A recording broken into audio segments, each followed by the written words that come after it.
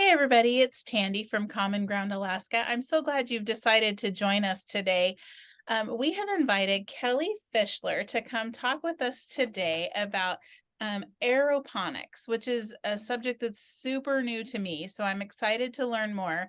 Something that I think that you're going to notice as we're talking to Kelly is that uh she as a lifelong Alaskan, she completely understands like this gardening, goodness dead zone that we have from, what, the middle of September all the way to June, where we don't have a lot of good garden fresh stuff. So she definitely found a solution to this problem, and I'm excited for her to share with you. So Kelly, I'm so grateful that you have joined us. Can you tell us a little bit about yourself? Sure. Thank you, Tandy. I'm happy to be on the podcast today. So, my name is Kelly Fishler. I'm a longtime Alaskan. I graduated from the Alaska Military Youth Academy, and I hold a bachelor's degree in public administration from Liberty University. I've lived in Anchorage, Valdez. We currently live in Juneau, and when I was really young, I lived up in Barrow. And my husband and I absolutely love this state.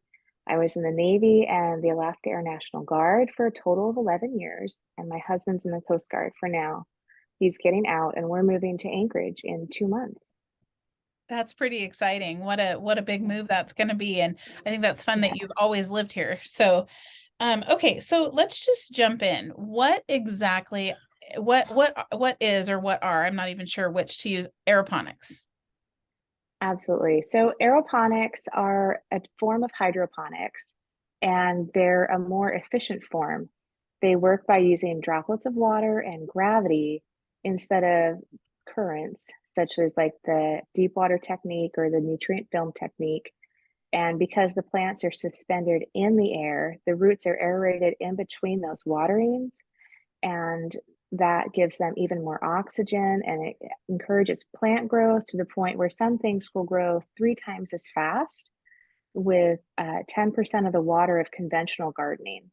So, out of all the forms of hydroponics, aeroponics are by far the most efficient. Interesting. So I'm going to jump off script here for a second, and if you don't have an answer, that's okay. But I'd always Sure. heard that roots weren't supposed to be exposed to the air, right? Like when you're transplanting, you don't want the roots to be exposed to the air. Um, so why is this okay? Do you know? Do you have the answer?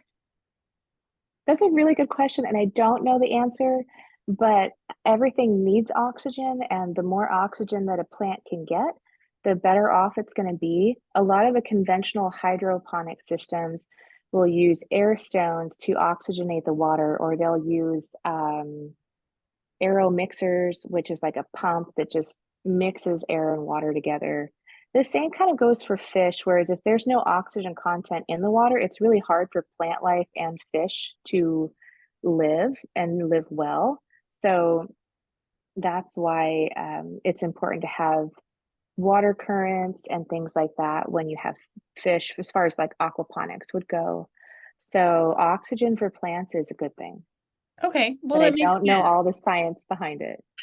Yeah, I think that's interesting. So why did Yeah. you choose aeroponics over aquaponics or hydroponics?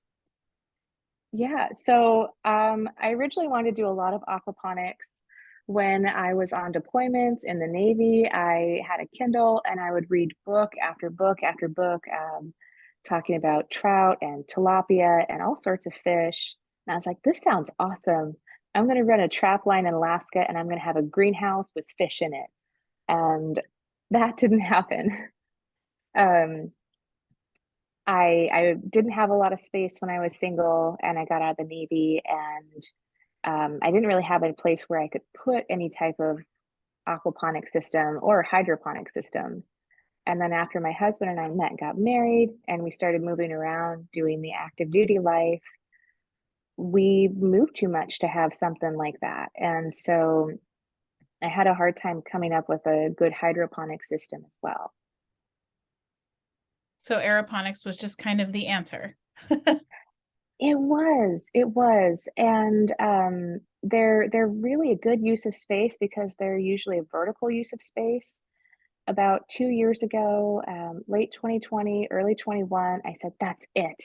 I'm tired of buying crappy cilantro. And I was like, I'm going to figure this out. And I started looking at all of the aeroponic units that I could find and hydroponic units. I looked at designing my own. I had a couple of really good designs, but ultimately I couldn't find anything that checked all those boxes that I needed of small floor space, portability, expandability, versatility with lights and variety of crops. And I wanted it to be portable because I didn't want to have to pollinate tomatoes with a paintbrush or something for the rest of my life inside. So I wanted something that could be outside in a greenhouse in the summertime because we live in Alaska, but still in use inside in the wintertime. So when I found the systems that I have, I was ecstatic. And that's what I picked. That sounds like it's a win-win. So can you Yeah. show us a little bit about how aeroponics works? Yeah, absolutely. So most of the time, aeroponics uses something called rock wool. The two main types of growing medium are rock wool and clay pebbles. My clay pebbles that I have are out in my woodshed right now, so they're not available. But these are two pieces of rock wool. One is, well, it was square before I tore it off, and then one is round. And it's just a composite mix of chalk and lava rock, essentially. So they heat the rocks up, they explode it into kind of a similar to fiberglass texture. And it's safe because it's not fiberglass. They put it in a mold, and these are fantastic for plants. They'll hold about 4 times the amount of water for their weight. Some people like to use coco coir, which holds up to 10 times the amount of water for their weight, especially in places like Arizona, California, places that are really hot where they have to have a higher moisture content. So what you do is you soak these in water, and then you put your seeds in the hole, or you put your seedling in the slit that's here, and you put it under a light or on a heating pad until it germinates and starts to sprout. And after like 1 to 2, 3 weeks, once it's ready, and especially if you see roots coming out the end, they're ready to go in your aeroponic growing system. I use tower gardens. So then what you do is you put it in your system, and you can either hold it in place with a net pot like so, or a plant clip, which is good for smaller things that aren't, say, beefsteak tomatoes.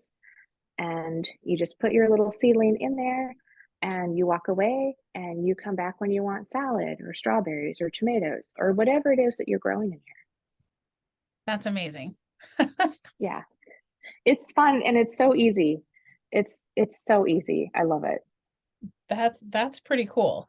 So, I mean, I think it's kind of obvious, but what are some of the benefits of growing food this way in Alaska? Yeah, there's a ton of benefits, and one of those is that there's no food miles on your food because the cilantro that we get in Juneau here, it comes from Southern California near like Oxnard, or even Mexico sometimes. It's come all the way up the West Coast, and then it sits for potentially a couple of days while it gets on the barge to Juneau, and then it takes 7 to 8 days or so to make it to the grocery store, and then another 1 to 3 days before it gets put on the shelves. And that's if you're waiting there to purchase it when they've got the cart that they're unloading onto the racks.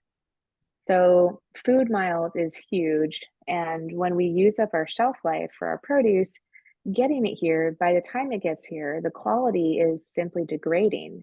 So being able to grow these things locally is really important because we have the whole shelf life to use, for one. And for two, fruiting plants like eggplants, tomatoes, and peppers, they're not picked at the peak of ripeness in order to be sent here from Florida, central Mexico, like the zucchini that I picked up in Costco 2 weeks ago. It was harvested in central Mexico 3.5 weeks before I purchased it. And it did not look fresh. And I was so sad. I was like, I've been tricked. Um, so you can be missing up to a third of your nutrition in something by picking it underripe. And so often I tell people that the most nutritious aisle in the grocery store as far as produce goes is often the frozen section because they freeze it and then they send it to us. So there's no food miles on locally grown produce. There's no underripeness. It's completely fresh. And the nice thing about having aeroponics is there's no pesticides, there's no herbicides, there's no glyphosate, there's no anything that you wouldn't want to put on your vegetables or your fruits or your salad, your greens. You don't have to. And there's a lot of ways that you can combat pests if you have them. Most often, pests come from dirt, and these are not dirt. So the aphids or the spider mites, they have to come from somewhere else to get on your plants. So it's really nice to have that aeroponic produce because it doesn't come with a lot of the hassles. So, yeah, food miles, nutrition, the ripeness, and it's completely clean. I don't even wash my vegetables when I use them. I just take scissors or a knife, I cut them, and then I put them on the cutting board. And those are really the big things. And then the other thing is variety. You can grow whatever you have a seed packet for. Well, I think that's super cool. And I think another advantage would be fresh lettuce in December or a fresh tomato in December. Yes. Can you imagine like Oh, Thanksgiving yes. serving up fresh? I'm sure you can. I can't. Um, so I just think that Yes. that's cool. So what all can you grow in an aeroponic system? Yes. So you can grow all of those things, and it is amazing. So I actually have fresh tomatoes and jalapenos growing upstairs along with some eggplant, at two different kinds of peppers, actually. But you can grow a lot with aeroponics. Really, the biggest barriers or limitations to aeroponics is that you can't grow root vegetables like potatoes or carrots. But since we live in Alaska, we don't have to worry about trying to do that. They grow really well here, and that's fantastic. And you can't grow perennial shrubs or really shrubs at all, and you can't grow trees. So no avocados, no blueberries, and no potatoes. But pretty much everything else is on the table. A lot of different aeroponic systems have different sizes. With these systems that I have, these are called tower gardens. You can grow dwarf sunflowers, Brussels sprouts, full-size cabbages, beefsteak tomatoes. Um, the possibilities are pretty limitless other than root vegetables and shrubs. That's pretty cool. So what are some fun and kind of different things? Have you experimented with some different things? Yes, there's a lot of fun things you can grow. I like to look for the red and purple varieties or the really unique heirloom varieties that I've never seen in the store. I like to grow a lot of claytonia for our salads, and I'll show you later, but I have fireweed growing in my kitchen, and I'm pretty excited about it. That's really cool. Yeah, That's really fun. And can you grow things year round? you can. The seasons don't matter, and you can grow whatever you want. You can grow anything regardless of season. Sometimes what I did last year is I grew a whole bunch of flowers for um, my daughter for the summer, and we wound up transplanting some of those into the garden beds, which was fantastic. And they did great.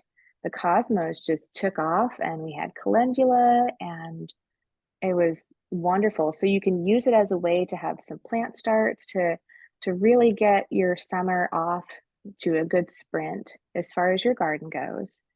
And you can grow anything that you want whenever you want. And you can grow heirloom varieties and things that you've never seen in the store, which is really exciting for me because I like to be different. Yeah. Well, and plus when you're looking at the nutrition value of things, it's kind of fun to have all the Yeah. colors, and stuff Yes. too. So I think that's awesome. So this seems like it's something that would be super expensive to get started. Can we talk about that? Yeah. Um, it's not very expensive to get started. There's a lot of different ways that you can get growing with aeroponics because there are so many different methods.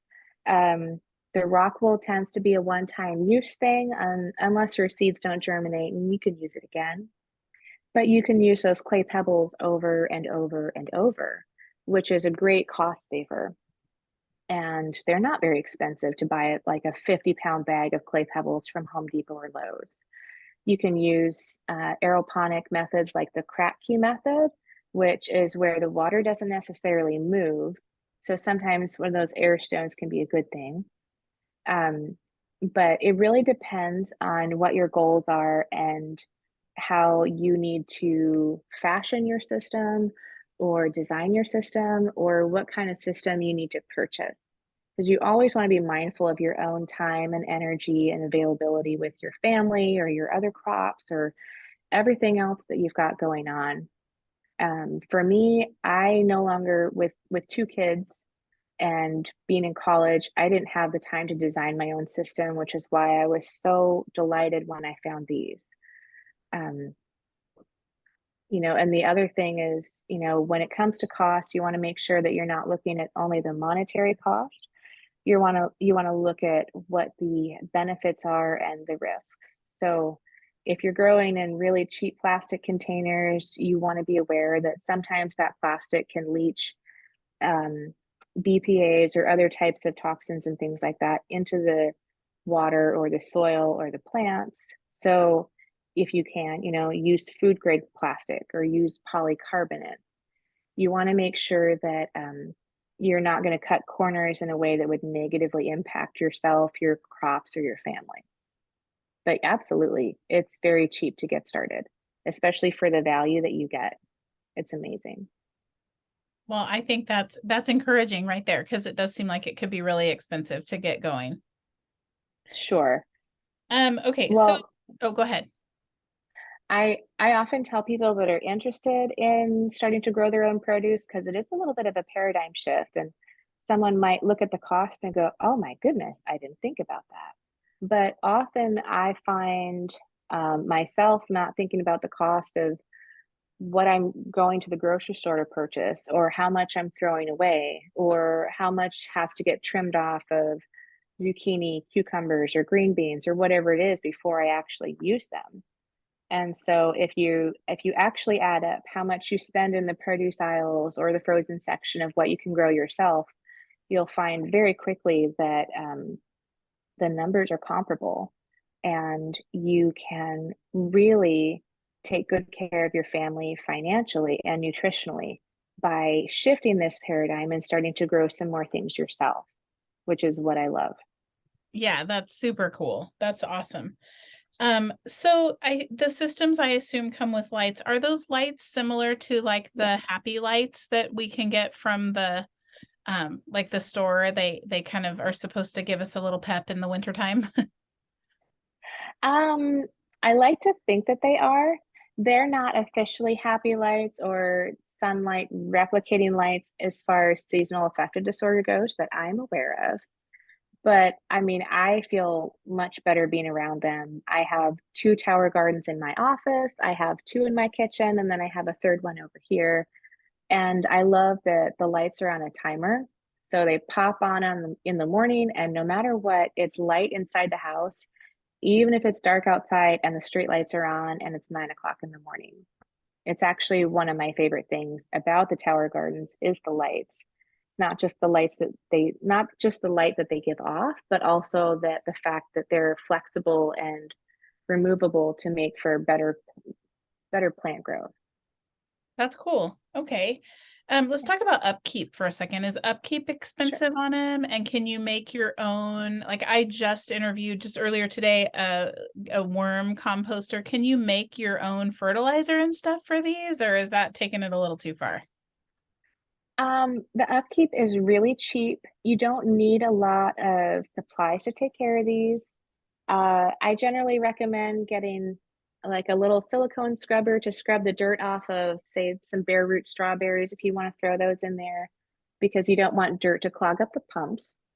Uh, when you clean the tower 2 to 3 times a year, you'll need 1 to 2 cups of citric acid, which you can buy on Amazon. And anyone who loves to shop at Costco or buys in bulk, that the bigger bag you get, the cheaper it's going to be.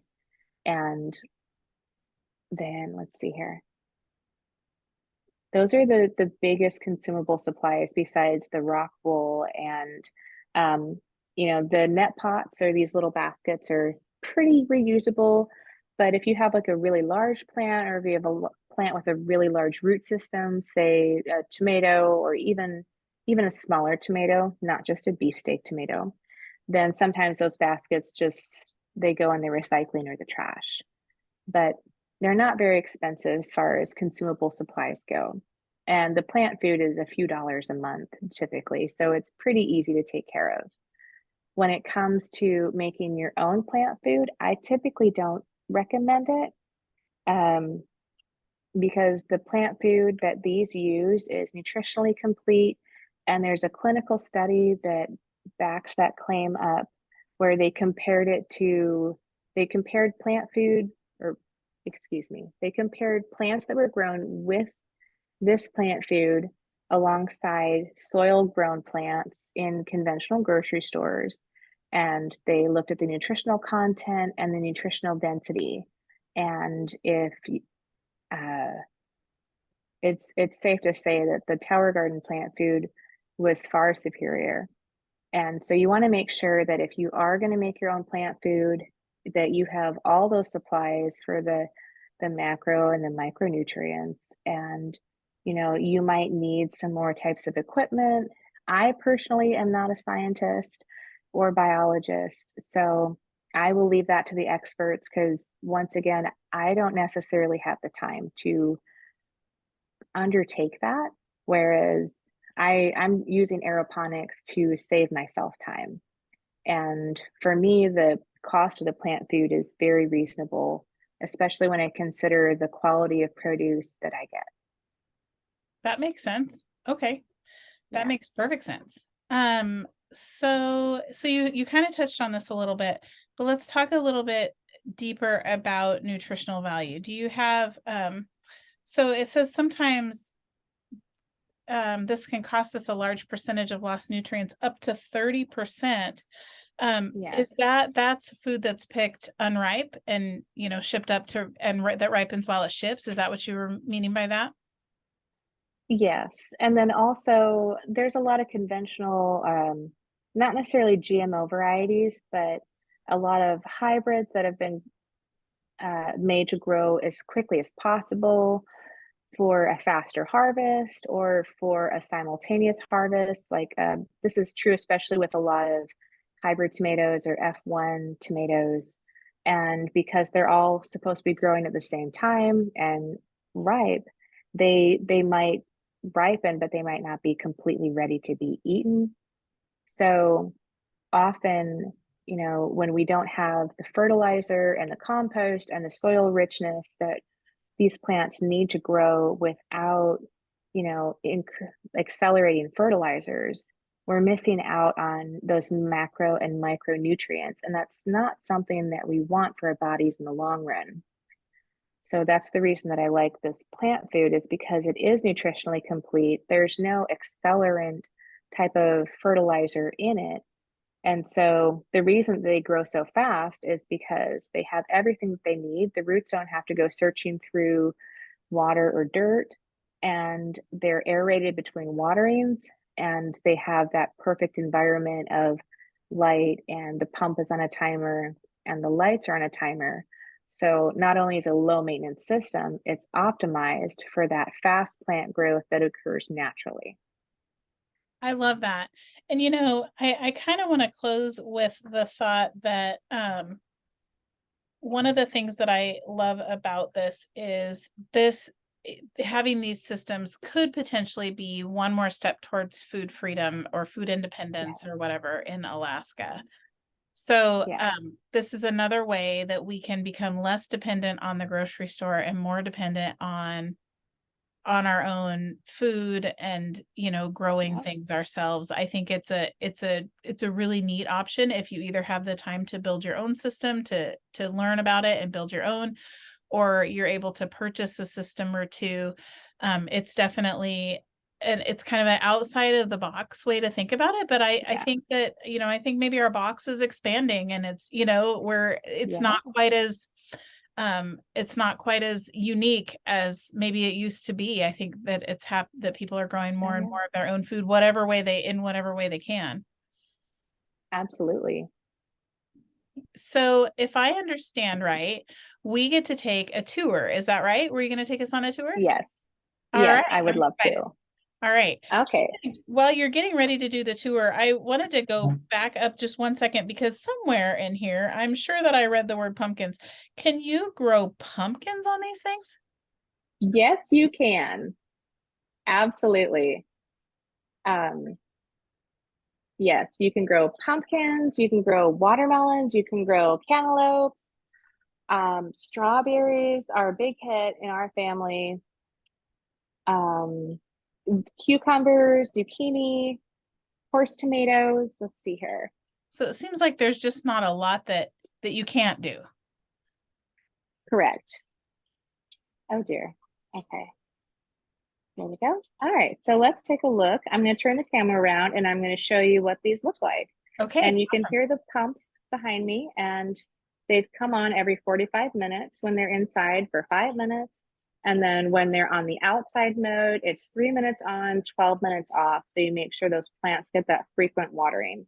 Okay. Okay. All right. All right. So this is the first tower here. We've got sage here, dill here, more sage, parsley. These are Mizuna greens. They're delicious. They're kind of like a Japanese green. They're not in the mustard family, but they are delicious. And this is Chinese multicolored spinach that hasn't started to turn yet. But this is purple bok choy. And it's one of my favorite things to eat as far as like those greens that aren't for salad.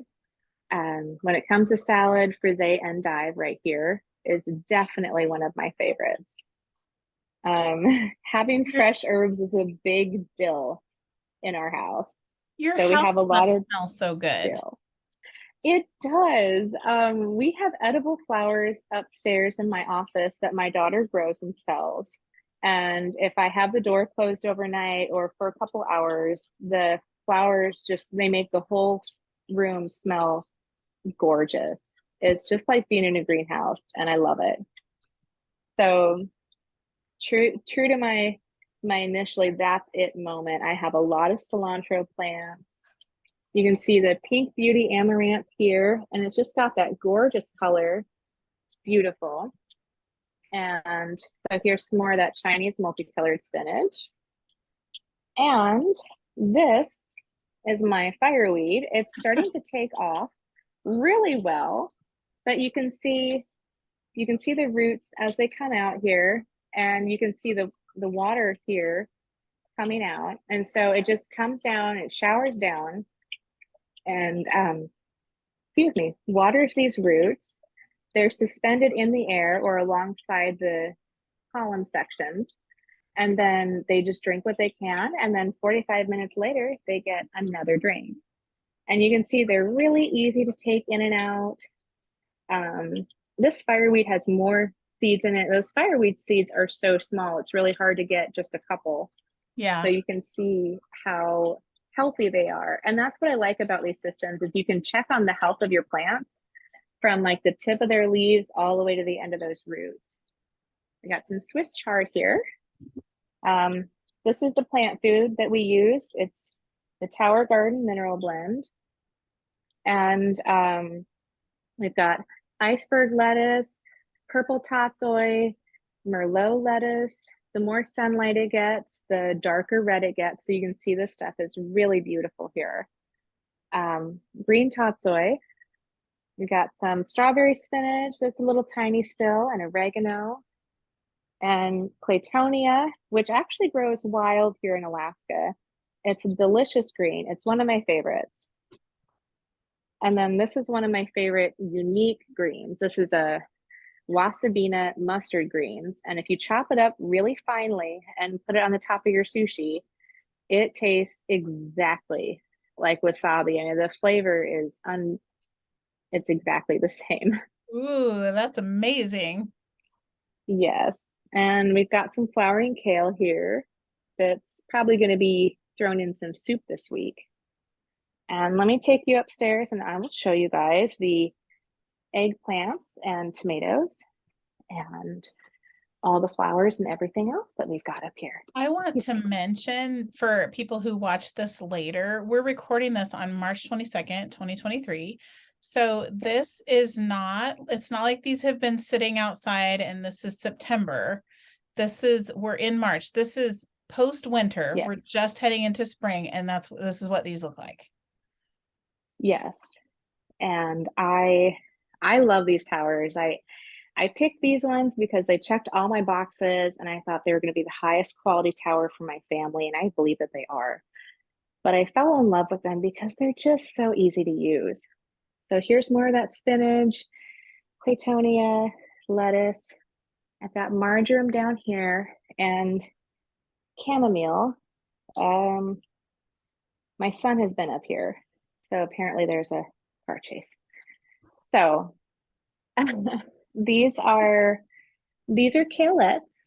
This is like the only new vegetable that's been uh, come out in the last 100 years, but it's a blend between kale and Brussels sprouts, and they grow really great in the tower. You can see it's a larger plant, but it comes right out of that port just like everything else. And then we've got stock flowers and more tatsoi. But let me show you guys all the tomatoes and the eggplant.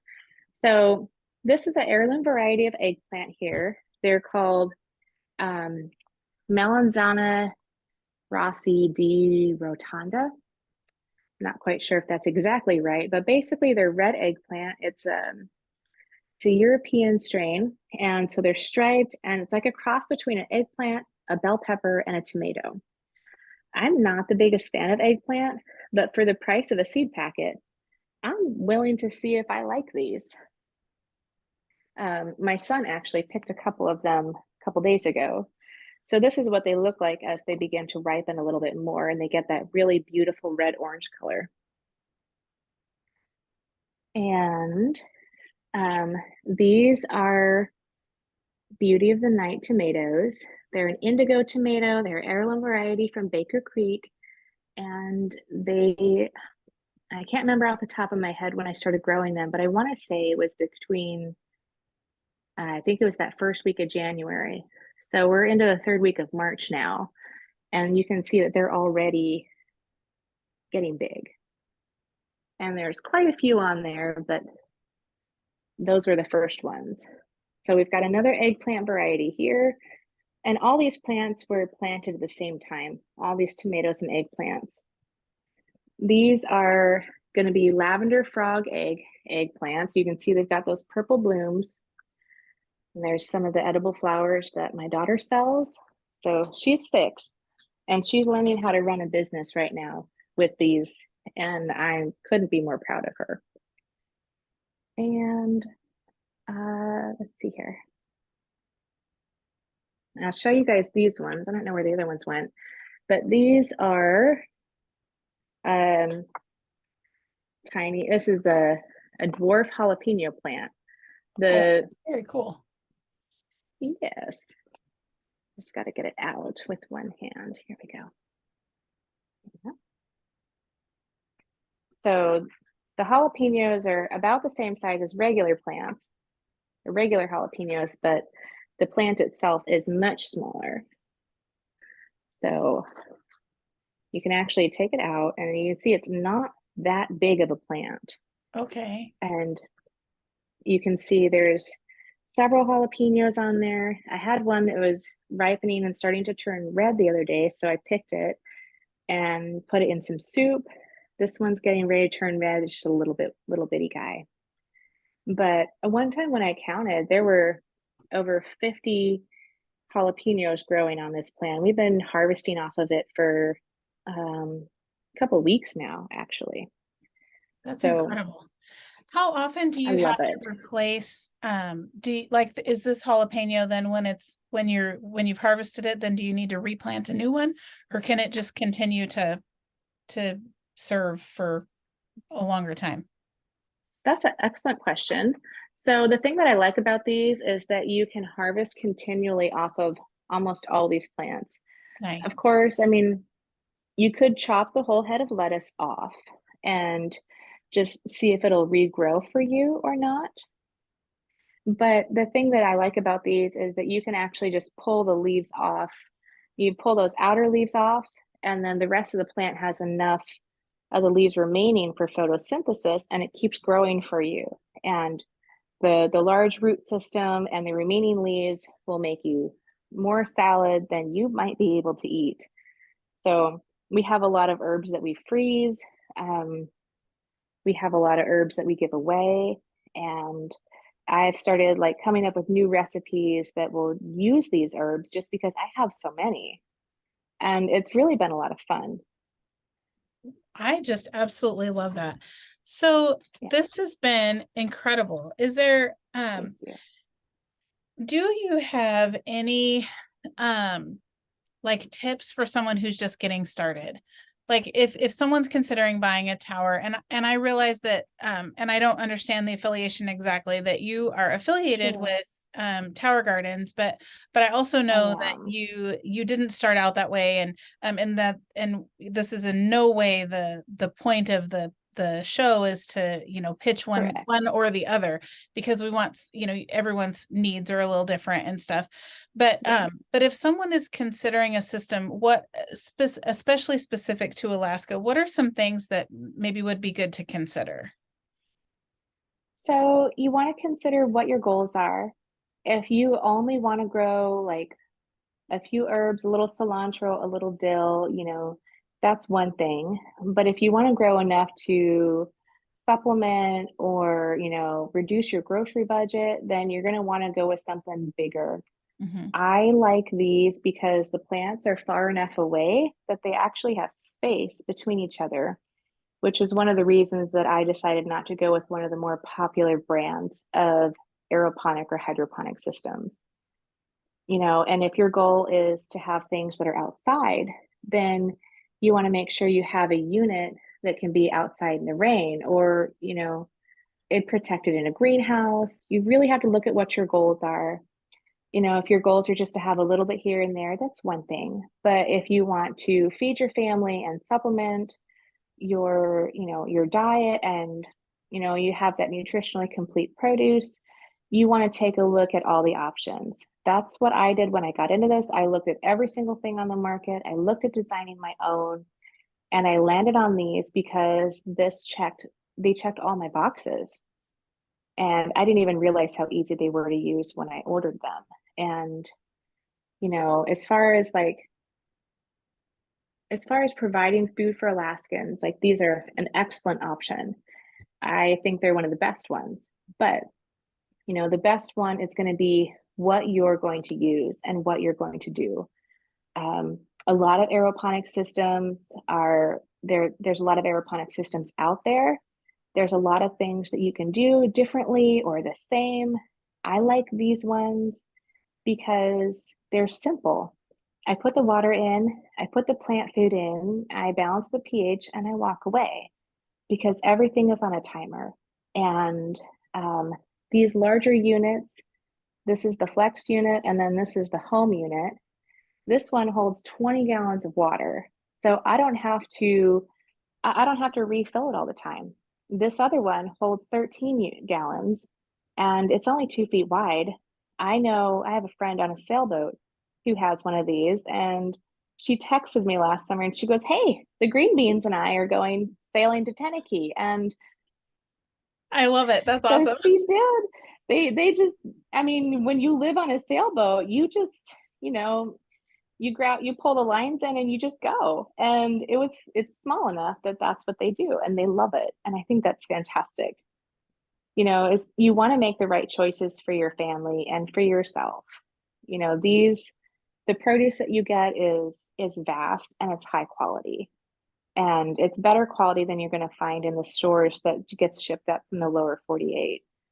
We know that the vast majority of what we sell or what we purchase in grocery stores doesn't come from Alaska. And I want to see that change. I like to grow things that I can so that I can buy what I can't. I like to grow these so that I can buy bananas and apples because I have two kids and that is their favorite food group. Yeah. When you get moved to Anchorage, you'll have to come out to the valley and pick apples. Yes. I will be there. Absolutely. Very good. I have one other question. This is off script, so I hope I don't catch Sure. you off guard. What do you do during a power outage?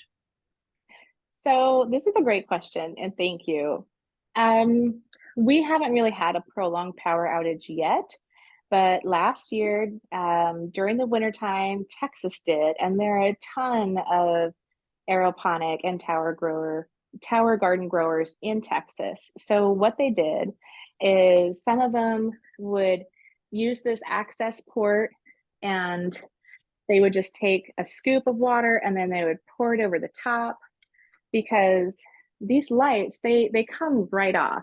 You can lift them right off and it's super simple and you can put the water in manually. A few other people had like some bilge pumps or a battery pump, and so they would just do that several times a day. These pumps are on 5 minutes every 45 minutes, so you don't need a lot of electricity or a lot of manual usage to operate them and keep your plants healthy. Now, I spoke with the power company here in Juneau about a month or two ago, and we worked out the entire cost of how much electricity it would take to power one of these pumps without the lights. But the pump by itself was pennies per month. And I mean pennies. So if you're in an off-grid situation, you might not, I don't know if you'd want to power the lights, depending on what kind of battery and solar and hydro system you have. But the pump is absolutely something that you can use and you can augment everything else that you're doing spring through fall with these. I'm Okay. going to have these outside next month, probably without lights, and I'll throw an aquarium heater in the tower garden basin and they'll be outside with just the pump and a little bit of heat. Perfect. That was a great answer. So in the show notes, I am going to put your contact information. If people have questions, they can contact you. If they want to know more specifically Perfect. about tower gardens, they can. Thank But you. I just would really encourage, I love the idea that, because Alaskans, there's a lot of DIYers out there. So I love that there's Yes. actually the possibility of building your own system and maybe you build your own, to save, to be more cost effective. Maybe you have time and enjoy doing that kind of thing. Maybe Yes. it's a space thing. So you have a specific space that you want to put your system in. And so rather than buying one, you can kind of build something that goes into your own space. Yeah. But also, I love that there are these pre-made options, and this has just Yes. been fabulous. I can't. You've got me all kinds of excited about this. This is really fun. Well, thank you. I'm so excited to do this. This became my passion project after I ran for local office 2 years ago, and I realized exactly how dire our food insecurity vulnerabilities are. Um, about a year and a half ago, one of the docks broke in Seattle, and it was just like a mechanical issue, but one of the barges was late. And there was total panic in the store, in the grocery stores here, and the shelves were empty. And it's like, if we can insulate ourselves against that, no matter how we do it, it's going to be a wise thing to do, because it's not a fear-based thing. It's a we live really far away from other places kind of thing. And, you know, as parents or as spouses, we have a responsibility to take care of our families and those that are around us. We have some of the best neighbors. And it's like one of those things where it's like if I have extra or if I have something that they need, I'm going to give it to them. Yeah. And this way, I have a lot to give. We are a family of four and we have five of these. So we can grow whatever we want and we can give away whatever we want. And I love that. I think that's pretty great. Kelly, thank you so much for taking the time to talk with us today. And again, just check out the show notes and Yes, we'll have her contact information in there. But this has just been yes. really exciting. What a fun way to think Thank about you. food independence and improving our food quality in the winter and all the Yes. things. So I really appreciate the time. Thank you so much. I appreciate it as well.